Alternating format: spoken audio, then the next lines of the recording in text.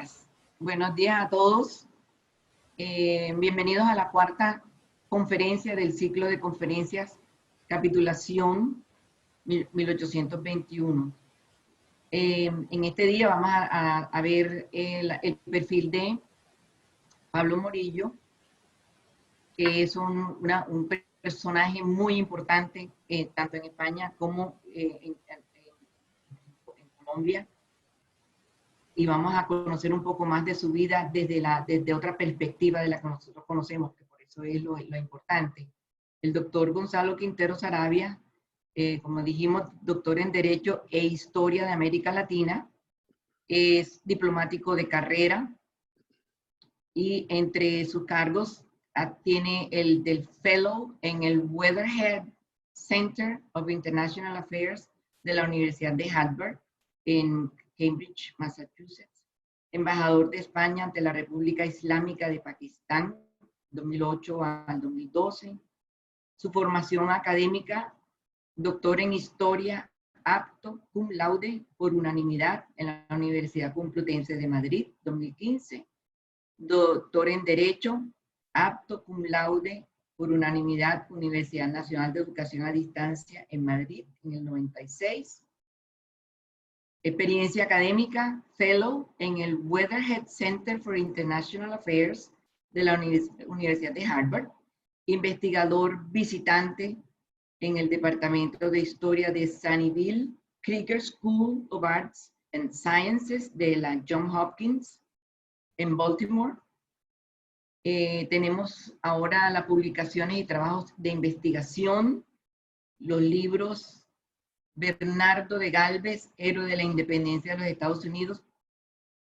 Tenemos junto con Gabriel Paquet, Spain and the American Revolution, New Approaches and Perspectives, de Nueva York, Routledge, 2019.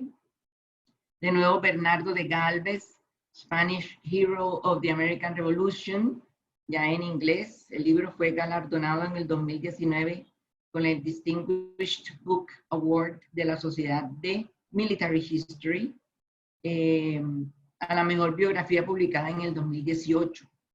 Soldado de Tierra y Mar, Pablo Morillo, el pacificador. Y después viene Blas de Lezo, un marino español en el siglo XVIII. Este nos encantaría también conocer mucho más de eso. Tesis doctoral, Bernardo de Gálvez y la América del siglo XVIII, Universidad Complutense en el 2015. Pablo Morillo, general de dos mundos, Planeta, Bogotá en el 2005. Don Blas de Lezo, defensor de Cartagena de India, Planeta, Bogotá, 2002. Tesis doctoral, la Constitución como fuente de derecho internacional, el alcance vinculante internacional de la Constitución, Universidad Nacional de Educación a Distancia en Madrid en el 96. Otras credenciales académicas, miembro correspondiente de la Real Académica Española de la Historia en el 2005 y de la Academia Colombiana de Historia en el 2006, correspondiente también. Premio de distinciones. Distinguished Book Award del 2019 en la Sociedad for Military History, a la mejor biografía publicada en el 2018 por Bernardo de Gálvez, el Spanish Hero of the American Revolution. Premio de Blas de Lezo, Asociación Cultural de Lezo en Madrid en el 2017. Orden al Mérito Cultural de la República de Colombia por Don Blas de Lezo, defensor de Cartagena de India en el 2002. Hijo adoptivo de Cartagena de India por su contribución al estudio de la historia de la ciudad por el libro Don Blas de Lezo, defensor de Cartagena de India. Orgullo. Felicitaciones, doctor Quintero, y bienvenido. Un orgullo tenerlo con nosotros. Muchas gracias. ¿Empezamos ya entonces? Sí, por favor, ya puedes empezar a transmitir. Muy buenos días a todos. Primero, agradecer la invitación de la Junta Cívica de la Capitulación Española de 1821 y especialmente a María Victoria García Azuero. En primer lugar, aclarar que la capitulación del 21 tiene poco que ver con Pablo Morillo, pues Pablo Morillo en el 21 ya estaba de regreso en España. De todos modos, es imposible entender qué pasó en Cartagena en el 21 sin entender qué es lo que pasó también en Cartagena 5 años antes, los cuales fue Pablo Morillo el que estaba asediando la ciudad defendida por los patriotas. Primero es hablar de la leyenda negra de Pablo Morillo. El lugar tradicional de Pablo Morillo en la historiografía colombiana, clásica y en la imaginería popular, la independencia de Colombia es poco menos que el del diablo. Yo debo confesar que al principio esta es la imagen que tenía de él, y cuando mi editor en Planeta Colombia, Alfredo Iriarte, me propuso investigar sobre Pablo Morillo, lo hice con cierta reticencia, pues el personaje no era muy atractivo. De todos modos, el objetivo con la investigación sobre Pablo Morillo y lo que he publicado sobre él no es juzgar en ningún caso. Los historiadores no somos jueces, la historia no juzga, la historia explica o lo intenta, explicar el porqué, los cómo, las circunstancias. Además, la historia es un trabajo sin fin para cada generación. Cada generación tiene el derecho y la obligación de reescribir su propia historia.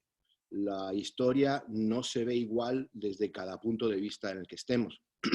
No se puede escribir la historia igual a principios del siglo XIX, donde lo fundamental era la justificación de las independencias y la creación de una nueva nación, con una historia escrita a principios del siglo XXI, donde se han incorporado aspectos que hasta entonces no eran estudiados, como los aspectos de género, los aspectos de pueblos indígenas, los afrodescendientes, el medio ambiente, la historia global supranacional.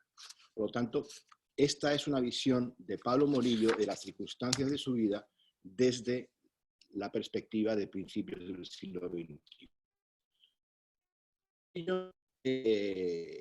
Empezando con la biografía de Pablo Morillo. Pablo Morillo nació, como ven ahí, el 5 de mayo de 1775 en un pueblo que se llama Fuentes Secas, cerca de una ciudad de Toro, en la provincia española de Zamora. Era hijo de unos campesinos sin tierras, tremendamente pobres, cuyo futuro básicamente era seguir siendo tan pobre y casi miserable como sus propios antepasados.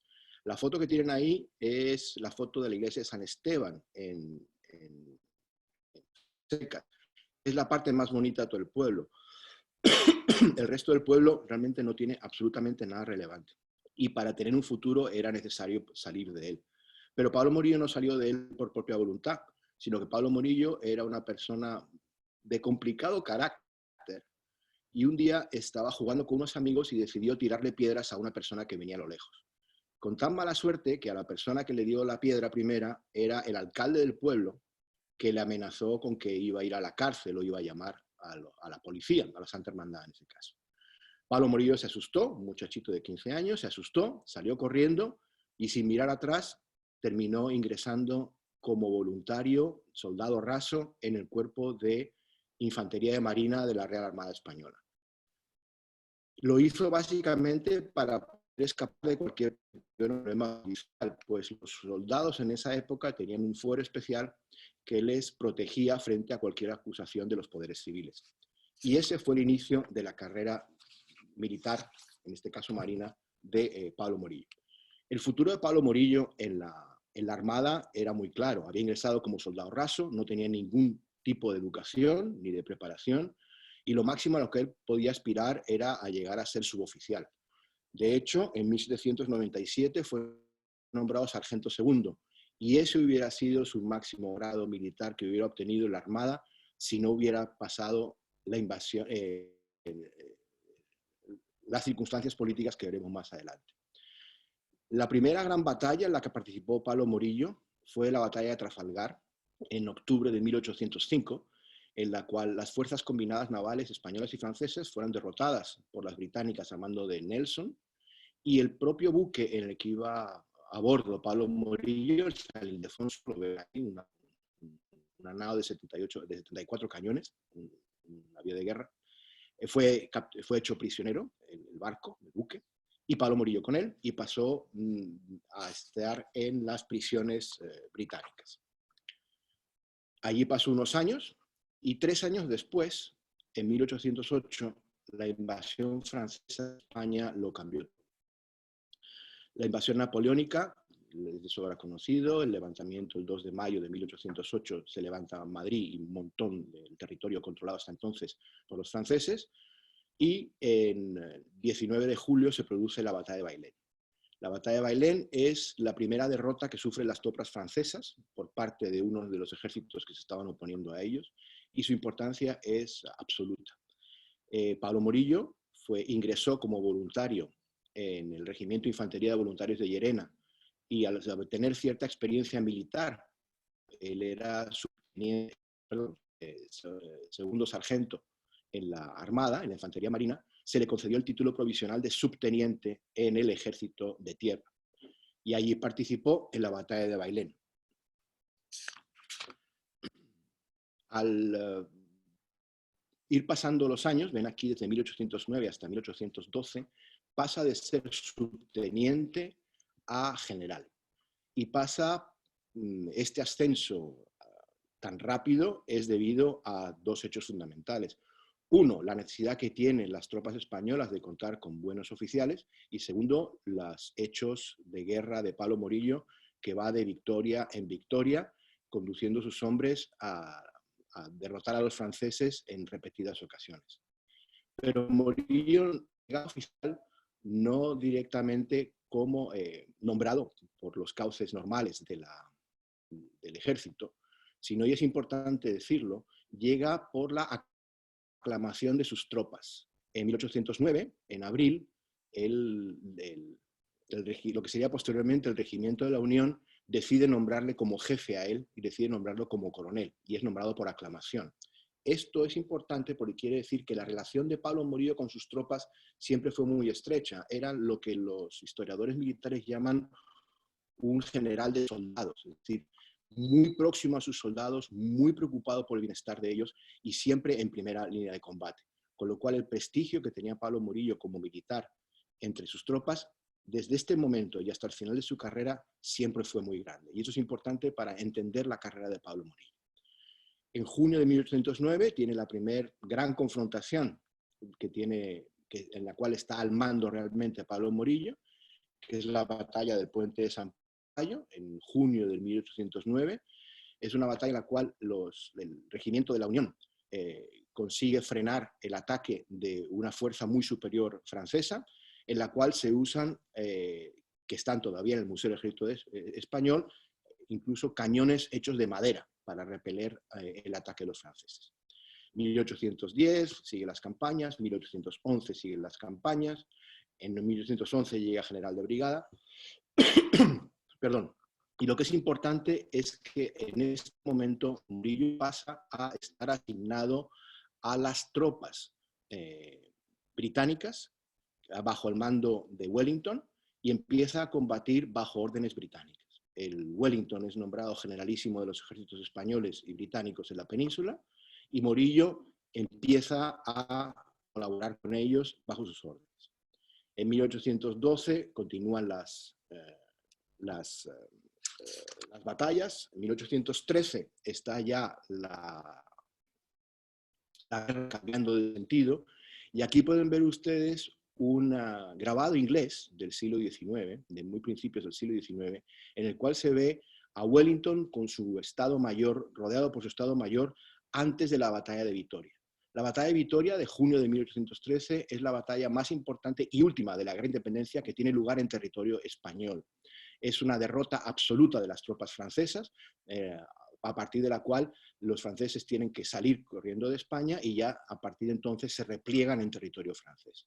Y ahí está señalado, en ese mismo grabado publicado en Londres, ese señor con la boina y con el catalejo y mirando un mapa, ese es Pablo Morillo. Es el único español representado en esta escena y es el que, si se ve el detalle, está mirando un mapa. ¿Por qué? Porque Pablo Morillo fue el encargado de abrir el fuego inicial de la batalla. En Vitoria, en el terreno de la batalla, los franceses ocupaban una posición alta encima de una colina con mucha pendiente. Y Wellington le asignó a él y a su brigada la tarea de atacar primero y desalojar esa posición francesa. Pablo Morillo, al mando de sus tropas, subió por esa colina, que es muy empinada. Yo la he subido y la verdad es que es dándole a uno ya bastante difícil poder llegar hasta arriba, subió, conquistó y gracias a eso Wellington pudo seguir con el resto de su plan que daría lugar a una de las mayores victorias que tuvo lugar durante la carrera militar de Wellington.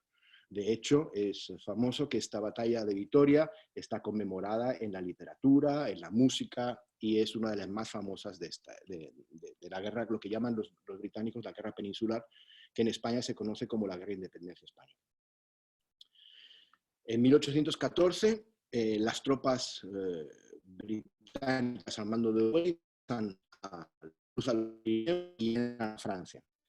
Entran a Francia y lo que sucede es que Wellington desconfía de las tropas españolas porque cree, con bastante razón, que los españoles van a entrar a sangre y fuego en Francia, en venganza por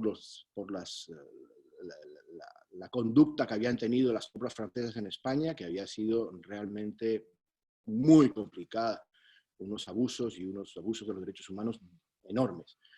Y por eso Wellington no era partidario de tener tropas españolas bajo su mando al cruzar la frontera e invadir Francia. Pero se decide llevarse a Morillo como general y jefe de la división española por cómo Morillo controlaba a sus hombres. Él era capaz de frenar esa ansia de venganza por parte de las tropas españolas y por eso se lo llevó a la invasión del territorio francés.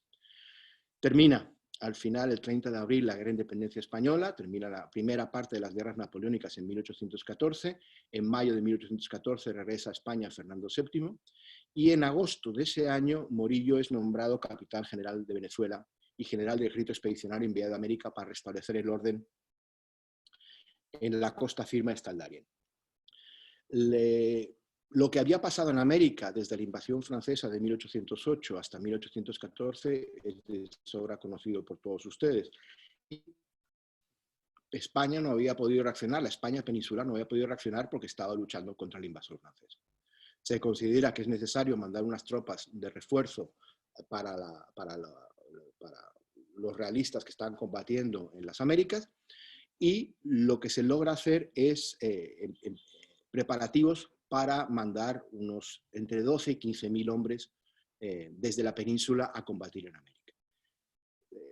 La historia empieza un poco antes, cuando en 1812 la Constitución de Cádiz, en su artículo 1, proclamaba que la nación española es la reunión de todos los españoles de ambos hemisferios.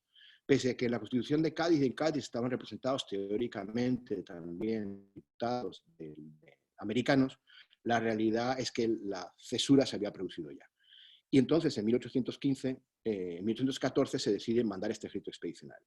Es el primero y el único de los grandes ejércitos que se mandan desde la España peninsular a América, con 12.254 hombres, entre oficiales y soldados, y es la única gran expedición con soldados que se manda.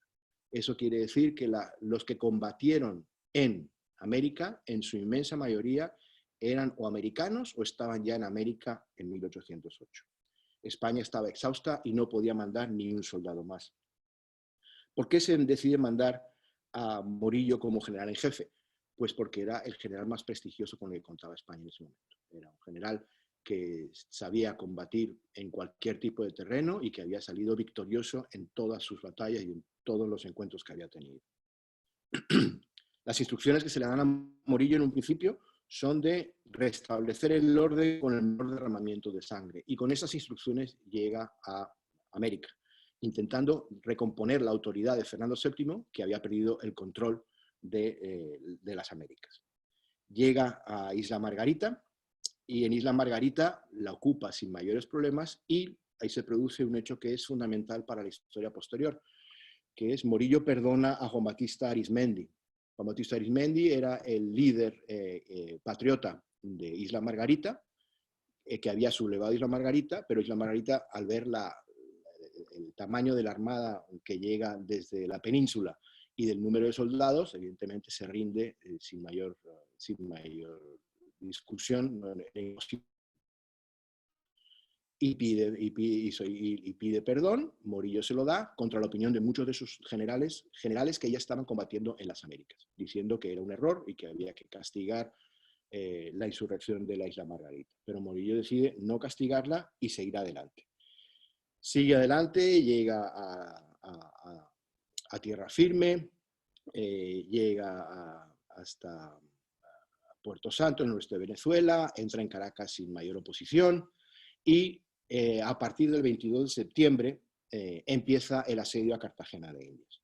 Cartagena de Indias, ustedes tienen los más maravillosos historiadores sobre las fortificaciones, estaba muy bien fortificada, como da prueba la resistencia que tuvo a los diferentes ataques que tuvo por parte de potencias extranjeras, y era bien complejo poder tomarla.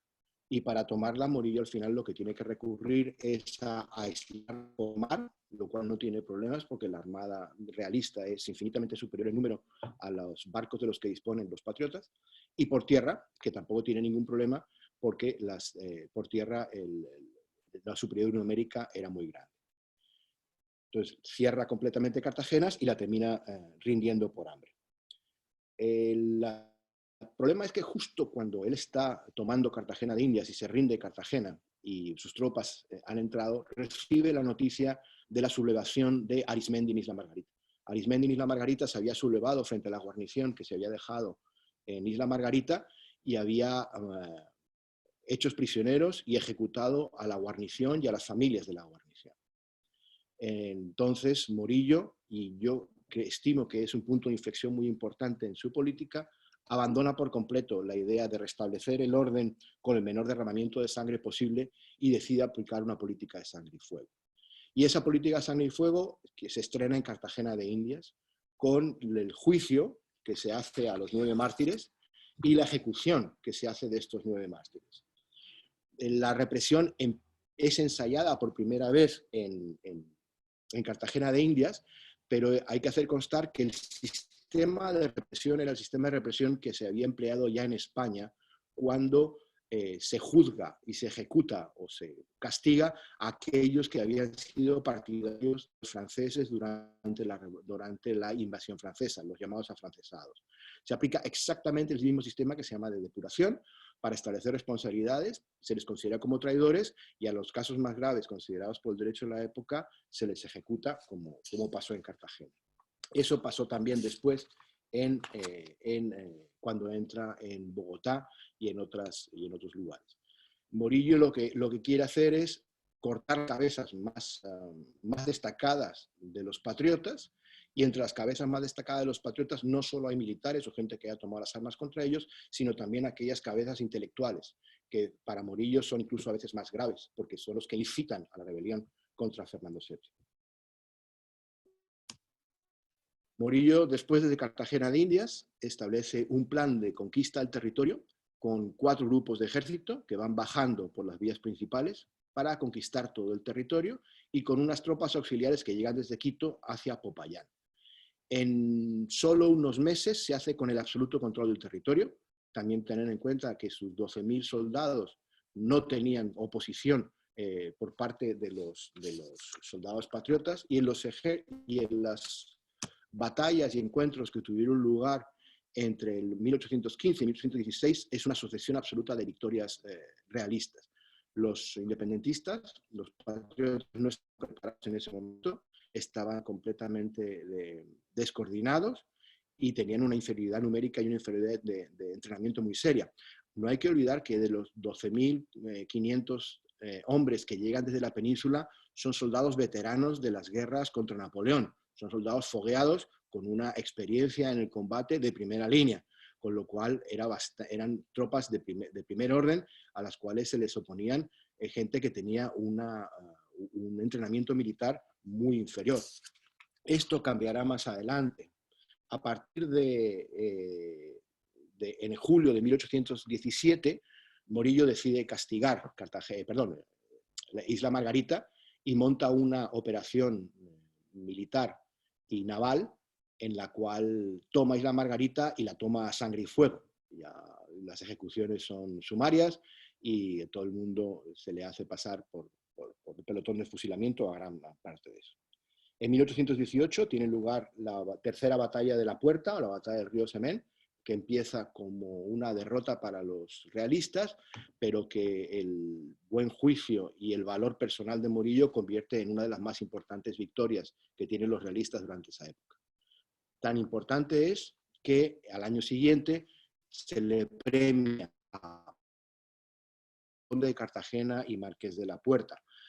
Es importante tener en cuenta que este nuevo conde y marqués es hijo de unos pastores sin ningún tipo de tierras, que son de una pobreza rayando en el hambre, y que durante su carrera pase de ser un simple hijo de campesinos a un primero, a un general, todo un general, y segundo, a ingresar en la nobleza titulada, da idea de la importancia de su carrera como demostración de la cierta apertura social que había dentro del antiguo régimen español, sobre todo dentro de los militares, pero sobre eso volveremos más adelante. Ahí ven ustedes el título, el escudo de armas de Pablo Morillo, el escudo de armas de Pablo Morillo, en el cual significa sus hechos de armas más importantes. A la izquierda se ven unas murallas, esa es la toma de Vigo, en la izquierda superior, a la izquierda de la derecha, eso es en teoría Cartagena de Indias, conmemorando la conquista de Cartagena de Indias, porque se le nombra conde de Cartagena de Indias. Abajo a la izquierda ustedes ven unas tropas defendiéndose contra otras tropas que van a caballo, eso es una de las batallas del Regimiento de la Unión, y abajo a la derecha está un puente roto, que es el puente de Sampayo, que es la batalla en la cual combatió él con cañones de madera. Pero en 1815, el 1 de enero, se produce el pronunciamiento de Rafael del Riego en Cabezas de San Juan.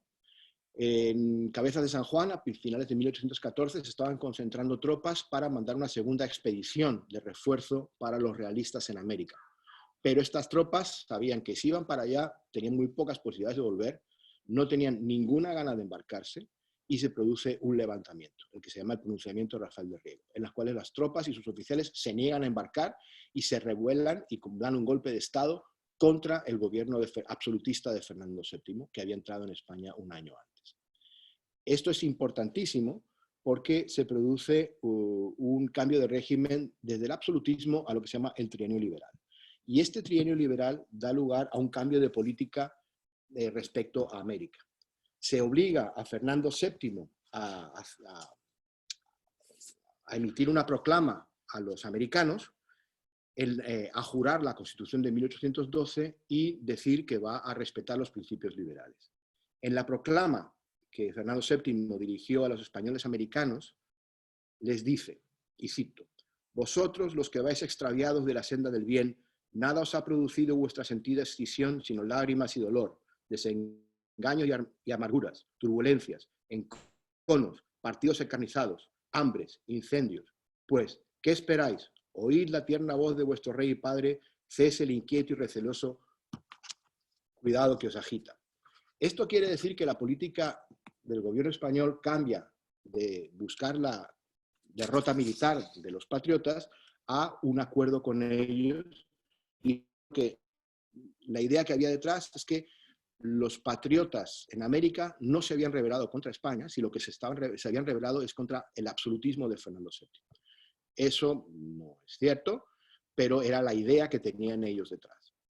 Es cierto en cierta medida, pero no es el momento ahora de entrar en ello. Pero lo que es importante es que el gobierno liberal cambia completamente de política. Morillo, que lleva ya una serie de años perdón, ahí pone 1815 y debe ser 1820. Morillo, que lleva una serie de años en América, se da cuenta y sabe perfectamente que escribe una carta a sus superiores que es un informe que es muy revelador. Morillo les escribe, cuando recibe las noticias del trienio liberal, del gobierno liberal, de cambiar la política y de ofrecer la paz mientras se reconozca la soberanía española, le dice a su gobierno: ellos no quieren ser españoles, así lo han dicho altamente desde que proclamaron su independencia, así lo han sostenido sin desmentir jamás su opinión en ninguna circunstancia ni vicisitud de la península. Esto repiten ahora sin dejar las armas de la mano, lo repetirán siempre, sea cual fuere nuestra conducta y nuestro gobierno. La absoluta independencia o la guerra es el solo arbitrio que nos dejan a escoger. Morillo lo tenía claro, pero recibió instrucciones en contra de hacer un pacto y de hacer una serie de acuerdos con las tropas independentistas patriotas, en este caso al mando de Simón Bolívar. Y lo que da lugar esta nueva política es a la firma de los acuerdos de suspensión de las hostilidades y regularización de la guerra de noviembre de 1815. Estos acuerdos son importantes no solo porque manifiestan la completa inferioridad de los realistas para poder imponerse militarmente ya a los patriotas, sino también porque es uno de los precedentes de lo que se llama el derecho regulador de la guerra. Los excesos que habían tenido lugar durante la guerra de independencia, las guerras de independencia en Latinoamérica, desde el decreto de la guerra a muerte de Bolívar y otra serie, y las represiones de Morillo en Cartagena y en Bogotá principalmente, se dieron cuenta que había que regular cómo se producían las guerras y los medios que se podían utilizar y cómo podía ser la represión. Y este es uno de los que los historiadores del derecho humanitario consideran que es uno de los primeros precedentes para intentar regular que la guerra no sea ni total ni a muerte, que tenga una serie de reglas respetadas por todos los combatientes. Pero aparte de firmar este acuerdo el 25 de noviembre, Morillo insiste en entrevistarse con Bolívar en Santa Ana, y el encuentro tiene lugar el 27 de noviembre. El encuentro hablaremos después, cuando hablaremos de las diferentes personalidades de Morillo y de Bolívar, porque no podían ser más distantes. Bolívar era un niño de la aristocracia mantuana, criolla, caraqueña, con posición social, con dinero, con aplomo, éxito.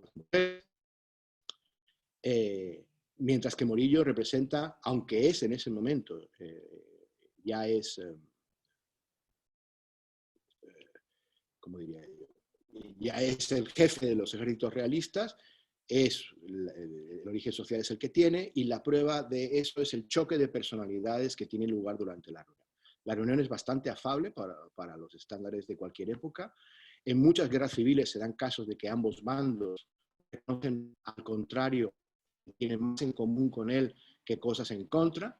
Aquí se dan, hablan, charlan, brindan, comen juntos, cenan juntos, duermen en sitios cercanos, pero Bolívar es infinitamente superior como táctico político, infinitamente superior como estadista a lo que es Bolívar, a lo que es Morillo. Morillo es un magnífico general, quizá superior en cuanto a entrenamiento militar y a comportamiento en el campo de batalla de lo que eran las propias tropas independentistas, las propias tropas patriotas, incluso superior como general, técnicamente hablando, al propio Bolívar, pese a las cualidades brillantes del propio Bolívar. Morillo era un profesional del ejército toda su vida, pero como político jamás entendió lo que estaba pasando, jamás supo manejar políticamente la situación, y en eso Bolívar le llevaba una tremenda ventaja. Morillo está harto y se va a España. Desembarca en Inglaterra porque los únicos barcos que había a disposición para él eran barcos británicos, lo cual da idea del absoluto descalabro en el cual estaba el Imperio Español ya, que ni siquiera tenía buques para poder trasladar a sus propias tropas. En abril del 21 llega a Madrid y se sume en el desconcierto más absoluto de la política española. Tampoco absolutamente ni idea, no sabe lo que está pasando. Morillo es una persona que está más próxima al sistema, al gobierno liberal que al gobierno absolutista.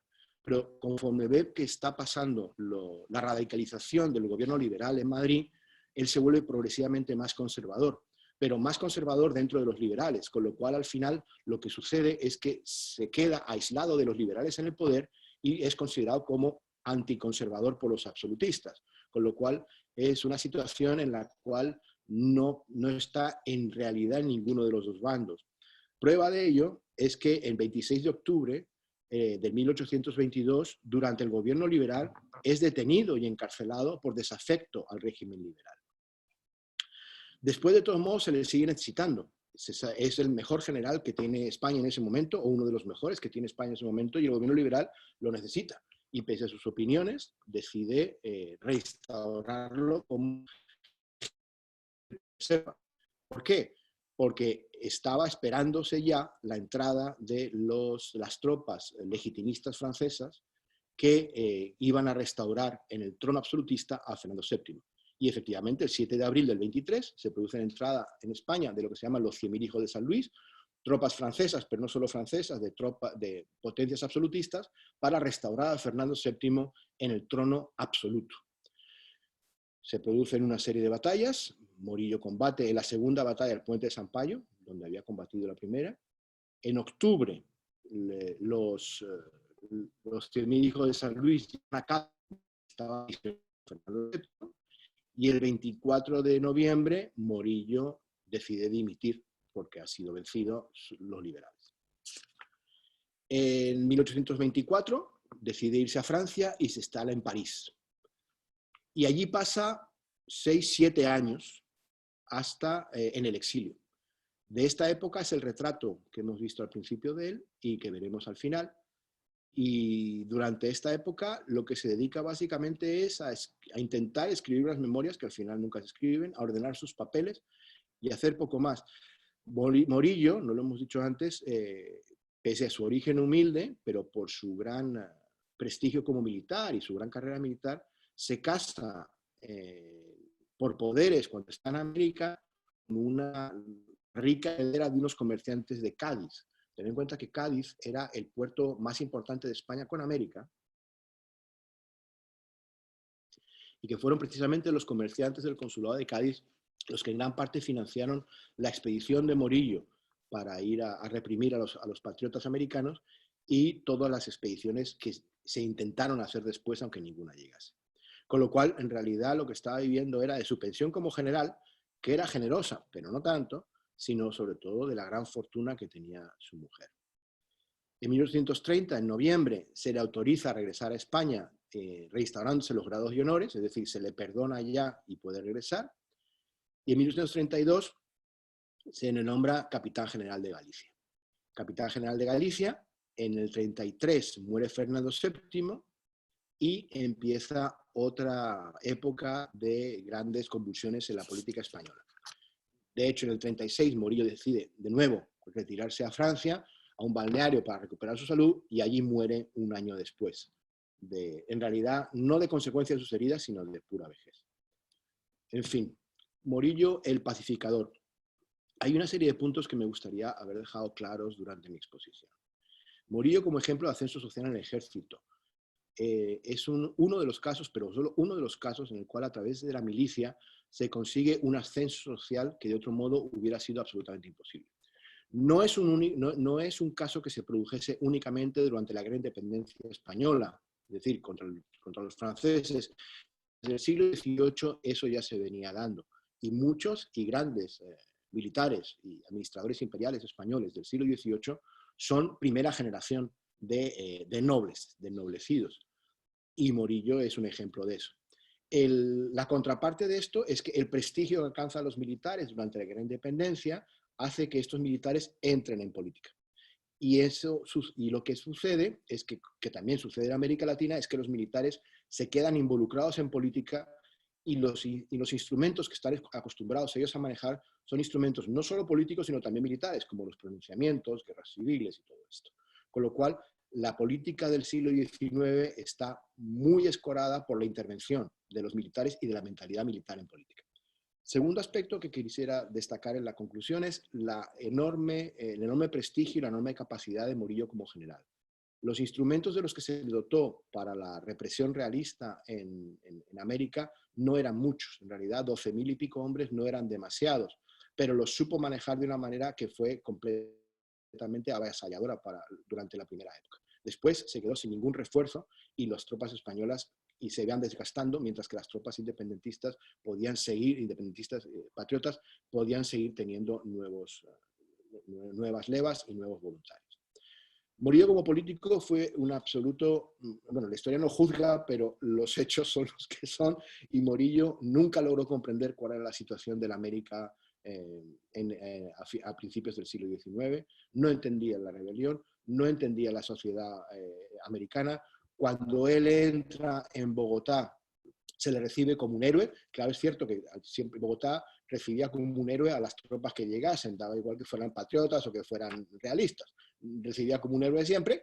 Eso pasa con las capitales, están siempre frente al poder, y cuando le hacen una gran recepción a Morillo y una serie de hijas de la más alta aristocracia santafereña, deciden ir a hacerle una presentación y darle una corona de flores, Morillo dice, pero yo esto no tengo nada que ver, estas señoras hasta hace 2 minutos eran patriotas, ahora son esto, no me fío de ellos, no los recibo, no recibo a ninguno, no se sentía a gusto en los salones de la alta política del virreinato, de la capital del virreinato, y eso hizo que se fuera aislando políticamente progresivamente. No tenía información de nada más que la que le suministraban el propio ejército realista. Y lo que tendría que haber hecho es ampliar la base de apoyo político de los realistas en América, cosa que fue completamente incapaz de realizar. Morillo y Bolívar, la comparación, ya empezamos antes, mientras que Bolívar es un genio político desde todo punto de vista, no hay ninguna duda en ello, no solo genio político en cuanto a la teoría política. La Carta de Jamaica es un documento que es perfecto en cuanto a la exposición de las ideas de la Ilustración, sino también es perfecto en lograr alianzas. Sabe moverse desde los llaneros, a los cuales conquista con sus proezas como jinete y como nadador. Los llaneros pasan de ser venezolanos, pasan de estar bajo el dominio realista gracias a Boves, que era un personaje bien complicado, pero que mantiene la presencia realista en los llanos venezolanos, y Bolívar es capaz de, tras la muerte de Boves, completamente cambiarlos y llevarlos al lado de la independencia, cosa que jamás hubiera logrado Morillo, porque Morillo era un general que trataba a sus tropas como soldados. Combatía con ellos, pero no compartía con ellos como compartía Bolívar. Bolívar, ya lo hemos dicho, un político que sabe moverse perfectamente bien, en cambio Morillo absolutamente no. La entrevista que tiene lugar entre Morillo y Bolívar es muy diciente. Bolívar llega primero Morillo al lugar de la entrevista, con todo su uniforme de general, con decoraciones, bandas, sombreros, trompetas, todo su estado mayor rodeado de alamares y de galones. Y llega Bolívar montado en un caballo casi una mula, con un sobre todo azul y sin ningún tipo de condecoraciones, eso sí, rodeado por todos sus generales alrededor, todos con condecoración. Esto es un truco que había Bolívar aprendido, como él reconoció mismo, del propio Napoleón, cuando tuvo ocasión de verlo en Francia, de el jefe es el que aparenta ser más sencillo de todos. ¿Por qué? Porque es el jefe y se lo puede permitir. No es necesario que el jefe saque las condecoraciones y los galones, porque todo el mundo sabe que es el jefe. Napoleón hacía eso, llevaba simplemente en batalla el uniforme de un coronel de la guardia, de un coronel de un regimiento normal, y 2 condecoraciones nada. Y nada de entorchados, nada de eso, y un capote sobre gris y el sombrero famoso de él. Y eso le hace ser más famoso que si hubiera ido con plumas y con todo. Entonces, Bolívar, además, es un hijo de la aristocracia mantuana, sabe moverse por los salones, sabe moverse por la política. Morillo es un hijo de campesinos que no tiene ni idea cómo moverse por las altas esferas sociales. Es más, le repele esa parte de las altas esferas sociales, no le gusta en absoluto, él está más a gusto en el campo de batalla, y la personalidad no puede ser más distinta, los resultados son los que son. Y por último, el último aspecto que me gustaría tratar es que las guerras de independencia en América Latina y la guerra de independencia española todas empiezan al mismo momento, que es cuando se produce la ruptura de la legitimidad de la presencia española en América con la invasión francesa de 1808. Se rompen los lazos, se rompen las comunicaciones. Las primeras proclamaciones que surgen en 1810 son todas en realidad siguiendo el viejo esquema de viva el rey y muera el mal gobierno, todas en contra de un posible eventual control francés de las Américas. Y si vemos quiénes combaten a un lado y otro en las batallas principales que se producen en la guerra de independencia de las Américas, en realidad los que son españoles peninsulares, es decir, que vienen de la península, terminan siendo minoría. Al principio con Morillo no, pero esos 12.200 hombres son cada vez erosionados, cada vez queda menos, cada vez queda menos, cada vez queda menos, y al final, y a partir de la mitad de la presencia de Morillo, las tropas que combaten bajo sus órdenes son en gran mayoría americanas. Eso se produce con mayor motivo aún cuando se produce la independencia y las campañas en el sur, con San Martín, y sobre todo las campañas que se producen en el Perú. En la batalla de Ayacucho, el 90% de las tropas eran tropas americanas, la mitad realistas y la mitad independentistas. Se inaugura un periodo de guerras civiles en las dos orillas del Imperio Español. Una de ellas es en España, los liberales contra los absolutistas. En América tuvieron ustedes la gran suerte de librarse de Fernando VII. En España, Fernando VII todavía duró hasta 1833 y a su muerte dejó una herencia de 3 guerras civiles. En América, por lo menos, ustedes se libraron de del peso del absolutismo más férreo. En definitiva, se trataba de guerras civiles y así es como son valoradas ahora. Y esa guerra civil, yo creo que se puede ver la tristeza de los ojos de Morillo. Este retrato es el que se hizo durante su exilio, primero en Francia. Es un hombre que en ese momento tiene unos 50 años más o menos. Es un pintor francés, Horace Vernet, que es un pintor de retratos de la época. Para tener 50 años, la verdad es que está bastante bien. Pero lo que quiero transmitir yo es, era un ser humano. Este señor entendía lo que podía entender, no entendía lo que no podía entender. Cuando pasaron las guerras civiles, él estaba de capitán general en Galicia. Allí recibió a O'Leary, que era el ayudante de campo, uno de los ayudantes de campo de Bolívar, que fue el primero que escribió, uno de los primeros que escribió la historia de la revolución en Colombia. Y abrió todos sus archivos, le regaló las cartas que había encontrado de Bolívar, la documentación que había encontrado de Bolívar en la batalla de la Puerta, la cual se había hecho con los archivos del ejército independentista. Le invitó a cenar, hablaron con ellos como si fueran viejos camaradas de guerra. Es decir, entendía al final que esto había sido una guerra que quizá jamás había debido producirse, como él mismo dijo. Y yo creo que con esto he intentado dar una visión de Pablo Morillo distinta a la del diablo tradicional a la que estamos acostumbrados. Me hubiera gustado lograrlo, ustedes me dirán. Muchas gracias.